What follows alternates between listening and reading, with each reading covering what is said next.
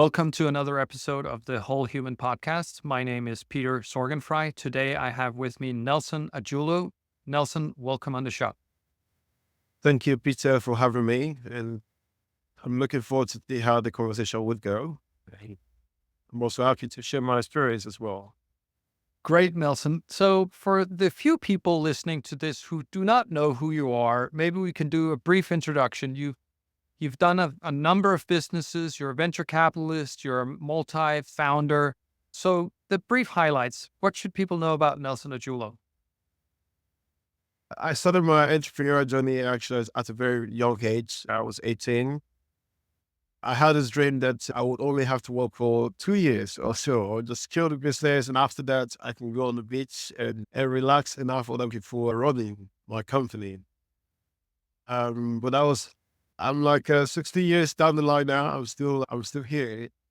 And then the bigger it gets, the more involved you actually will get. So that was an illusion and not actual reality. I enjoy sports as a person. I think I'm big on creating opportunities and really connecting, developing part of the world with work opportunities and vice versa, because I see that we can have a win scenario both sides. So I think maybe in a nutshell, this is who I am. And so, starting your first business, you touched on it a little bit. You wanted to work for 2 years and then basically not work. Was that your motivation to start the business, or was it because you saw there was a need in the market and you thought, I can fill that need? Yeah, I think the main motivation was mostly around, I think maybe to go back a little bit. I am African, I'm from Nigeria, and I grew up between understanding the potentials and the problems in Africa. And then I was also raised as well in the West as well, seeing opportunities and possibility as well in the West. And as a child, I always remember asking myself the question as to why is it that here there's a lot, you put in the work and then you see the result, and here you put in the other side in Africa, you put in the work, but it's not as much opportunities that comes out of it.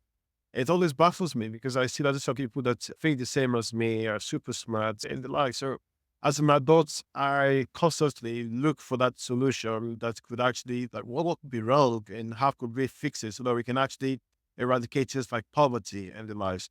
So also when I got the chance to do my PhD, I also specialized my PhD on efficiency of human capital, which is actually one of the main ingredients that affect, let's say, the national economy as a whole. And also comparing, let's say, Nigerian economy together to in relation to the Dutch economy, and also seeing how you can learn from both approach. And it's quite fascinating what we realize. And that's also some of the things that now we are building into companies and that we're building into different notions to actually create that sustainable solution. And through the iterations, we also see that these are things that could be instrumental for other developing economy and not only Africa, but actually even within developed economy, you also have different sides, people who are also less privileged and people who are also very privileged. And these are also models that can be applied to also create that level of equality overall.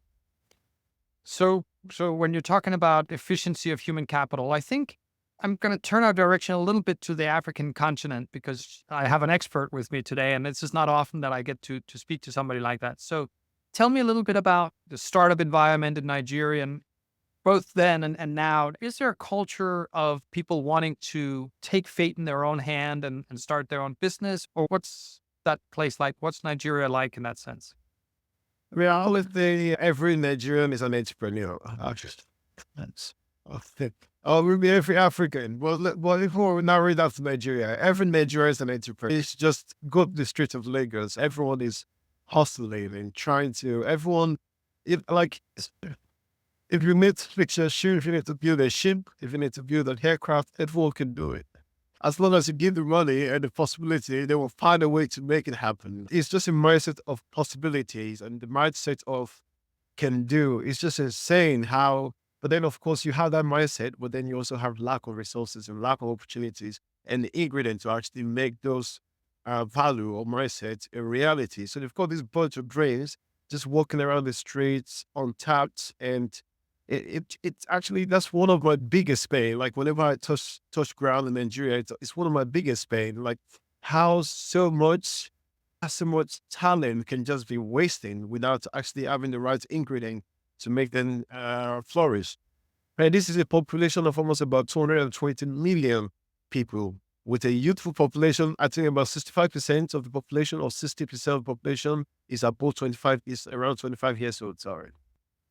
That's just to tell you how youthful the population is. So you have a very youthful population who thinks that they can build an aircraft or a boat or do whatever it takes. So what is it specifically? You said lack of resources. I can imagine most entrepreneurs lack capital, right? But what other resources do they lack that the work that you're doing through your investments and in other ways are helping them get? What are those things that they need? I think one of the biggest resources is also knowledge, right? Knowledge in the sense of, okay, that this is how it should be done. This is the best practices or exposure in itself. But they also have that lack of capital as well. Also, maybe lack of access when I think when it also comes to even internet has been such a huge blessing. And I think that will be a very big catalyst also for Africa in the future. But it might not be. If some of the censorship that, let's say, for example, the EU that they're trying to pass now really comes into enforcement, it might also in there that growth and possibility. But if, let's say, if we keep on the same track as it is now, and we have this freedom of internet and let's say the sovereignty of internet, and we keep progressing in this track, I wouldn't be surprised if actually if Nigeria or Africa also, and the same with India as well, also lead actually the race of AI or artificial intelligence, or some of the rays of some of the rays of these new upcoming technologies and future innovation, because there's talent there, the productivity factor of that talent is there, but what will be missing now is the know-how and the exposure to what's possible, and the exposure that this is even possible. And then the capital also in terms of resources to meet that production or productivity.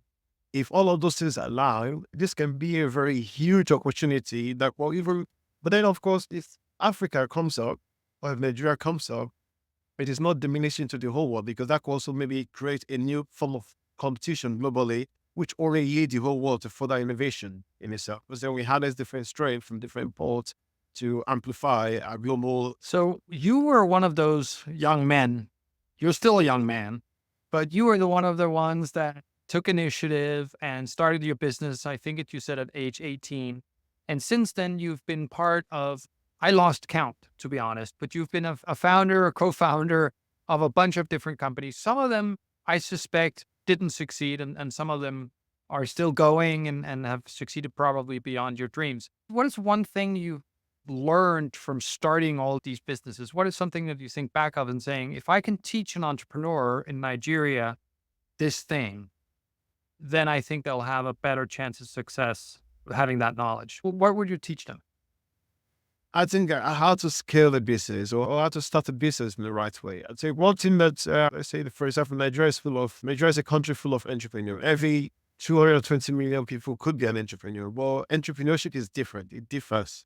What I've learned in my recent years or from experience, even within the Netherlands, say, or even within the West, I think it comes with experience, right? If you are starting your entrepreneurship journey at the beginning, you probably have the wrong priorities or the wrong kind of focus, or you probably think about the wrong kind of formula.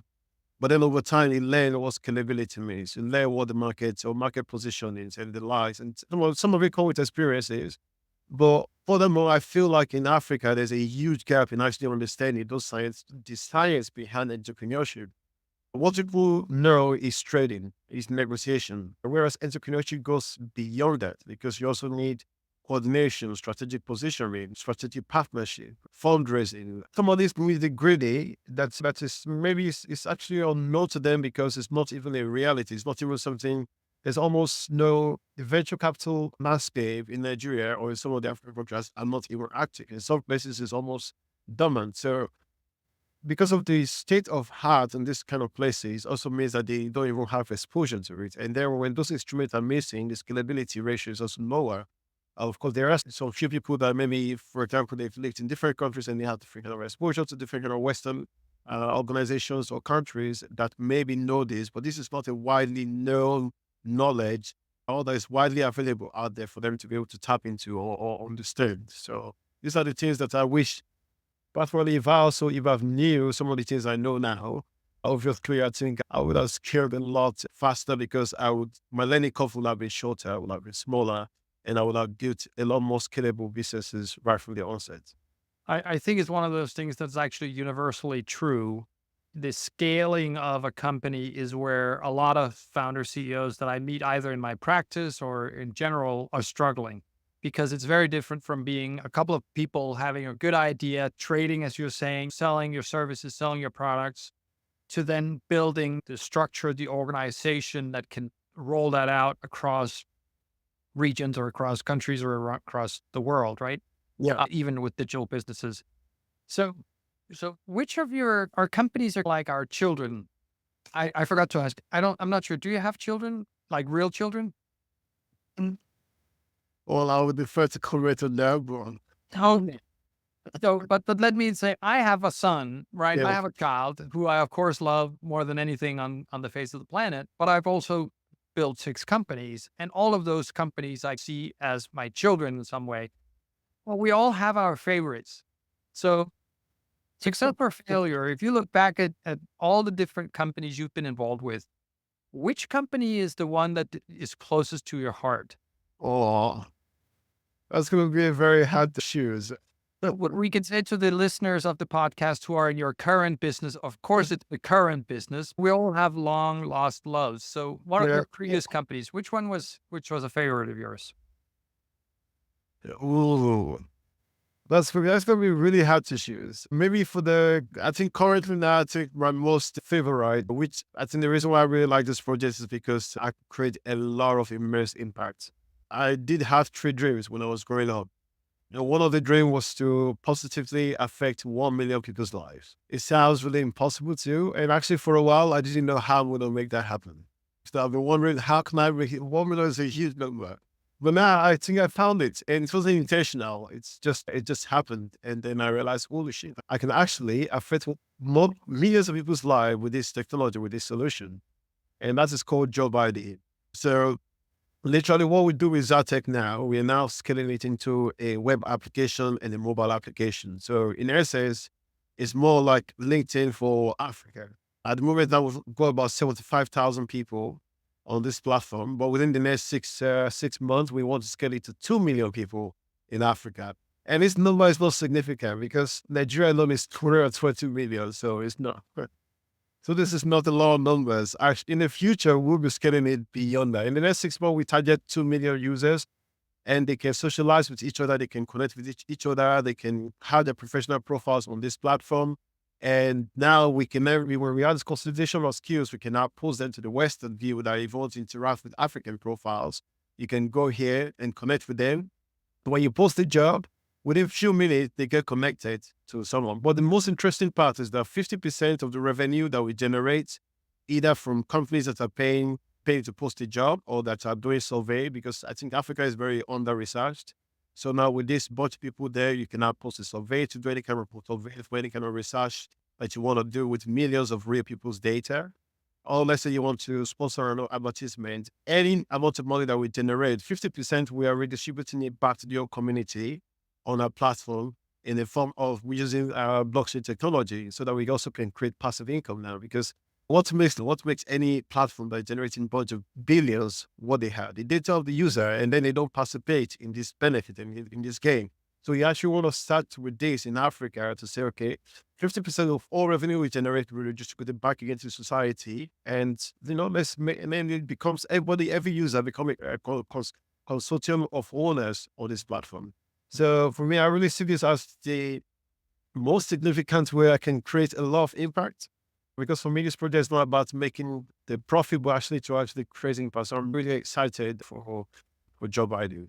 So, if we zoom in on that business then a little bit, how are you getting those users? Is it just word of mouth? Are you spending a lot on customer acquisition through advertising? Because it has this social aspect to it, the social good that you're creating. I can imagine that there might be NGOs and others who would want to support the distribution of this. How are you going about it? Currently now, it's all through word of mouth. We haven't started a single campaign. We haven't started blasting anything. We don't have promo anywhere. We don't have billboard anywhere. Currently now, it's just all organic because of the messages spreading organically. And this is actually why we think when we create a promo and we blast it out there, that the acceleration of the platform will be huge, that we will not be even be able to keep up with the volume of interactions on there. And that's why also at the moment now we are about to start raising series A to make sure that the infrastructure is ready for that huge expansion, and also that we can also keep up with the momentum, because the proposition is just brilliant, which is that we want to redistribute back the profit back to everyone. So bring all your data, bring all your knowledge, bring all your know-how to now come to this community, invite people that you know, and based on people that they know, they also benefit from any kind of financial interaction that they do on the platform. Right. So you come to the platform, you become a stakeholder in the platform. Whatever you do in terms of your professional profiling, you do it on there. You also earn money back from it. And also you can also get a job. And it's just and this is what they already do for free on different platforms. And now they can do it on our platform, even in a much more secure way, because also when they're sharing their professional profile, they can put it behind the QR code so that it's also not reshared over and over again. There's a lot of interesting way that we also serve the community back by also giving them free tools for storing their contract or for signing their contracts. It's an amazing opportunity that they can get to do this for free. They don't have to pay. All the users come to our platform for free. They don't need to pay to utilize this solution. They can also chat with each other on the platform. They can make video call, they can make audio calls without paying a dime. And also at the same time, if they invite people to our platform and if they also interact, that they invite to the platform also interact with any kind of paid content, either they apply for a job, they like any sponsor post, they like or they attend to any sponsor survey, then they earn money continuously for life through those trees.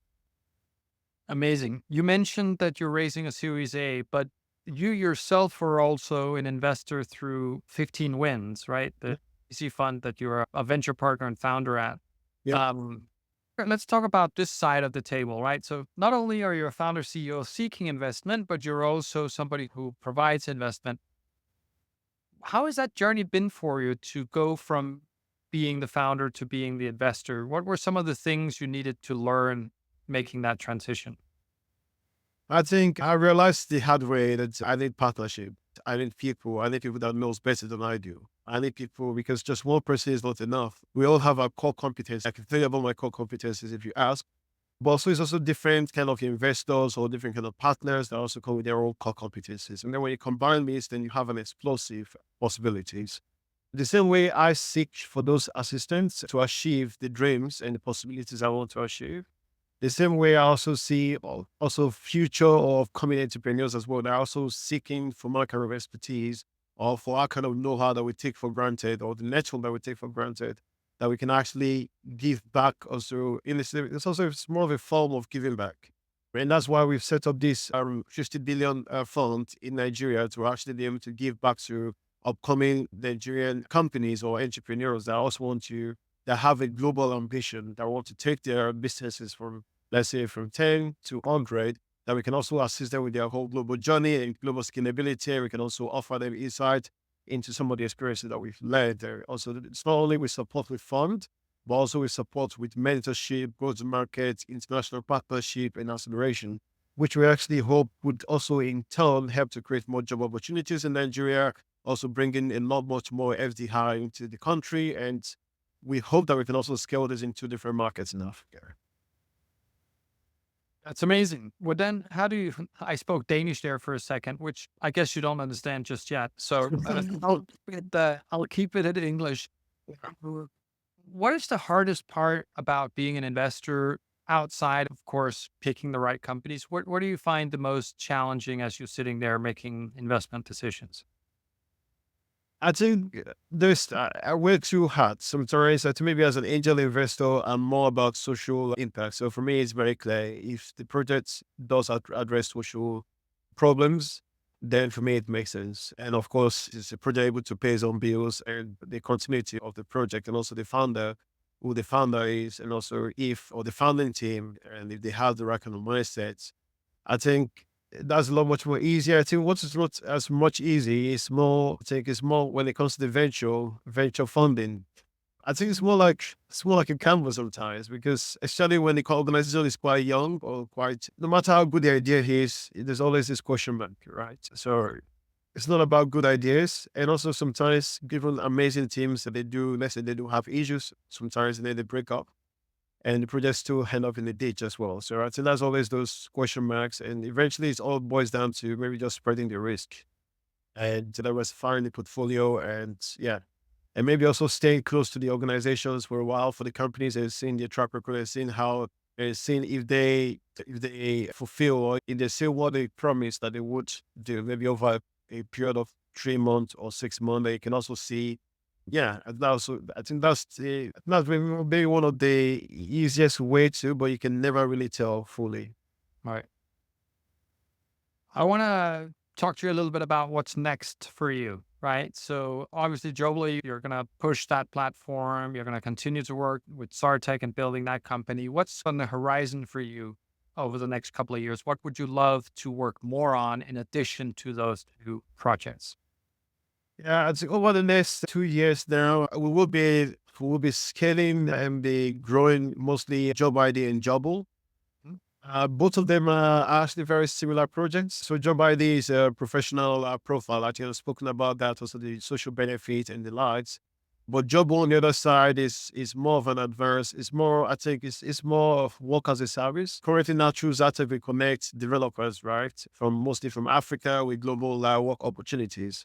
So we've also seen that there are some jobs that can be done by AI, which is by an AGI. So we've built currently now 6 AGI models.